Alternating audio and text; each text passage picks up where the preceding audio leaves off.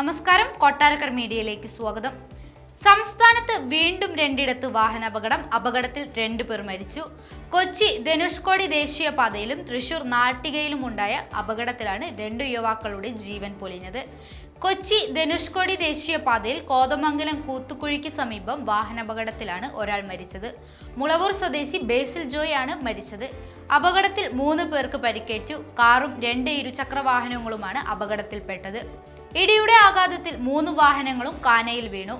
ദേശീയപാതയിൽ നവീകരണ ജോലിയുടെ ഭാഗമായി നിർമ്മിക്കുന്ന കാനയിലേക്കാണ് വാഹനങ്ങൾ പതിച്ചത്.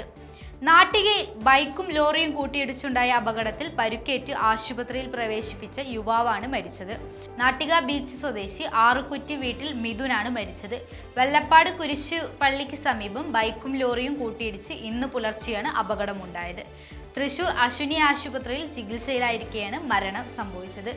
രാവിലെ കണ്ണൂരിൽ ബൈക്ക് അപകടത്തിൽ ഒരു യുവാവ് മരിച്ചിരുന്നു. കണ്ണൂർ ജില്ലയിലെ മാട്ടൂൽ നോർത്ത് കക്കാടൻ ചാലിലെ എബിൻ കെ ജോണാണ് മരിച്ചത്. 23 വയസ്സായിരുന്നു പ്രായം. ഇന്ന് പുലർച്ചെ തെയ്യം കണ്ട് മടങ്ങവെയാണ് അപകടമുണ്ടായത്. കണ്ണൂർ പുതിയങ്ങാടിയിലെ വീട്ടുമതിലിലാണ് എബിൻ സഞ്ചരിച്ച ബൈക്ക് നിയന്ത്രണം വിട്ട് ഇടിച്ചത്. ശബ്ദം കേട്ട് ഉണർന്ന നാട്ടുകാർ അപകട സ്ഥലത്ത് എത്തിയെങ്കിലും എബിൻ സംഭവ സ്ഥലത്ത് തന്നെ വെച്ച് മരിച്ചു. കൂടെ ബൈക്കിൽ സഞ്ചരിച്ച സുഹൃത്ത് ആകാശിനെ നാട്ടുകാർ ഉടനെ തന്നെ ആശുപത്രിയിലേക്ക് കൊണ്ടുപോയി. ആകാശ് ഇപ്പോൾ പരിയാരം ഗവൺമെന്റ് മെഡിക്കൽ കോളേജ് ആശുപത്രിയിൽ തീവ്രപരിചരണ വിഭാഗത്തിൽ ചികിത്സയിലാണ്.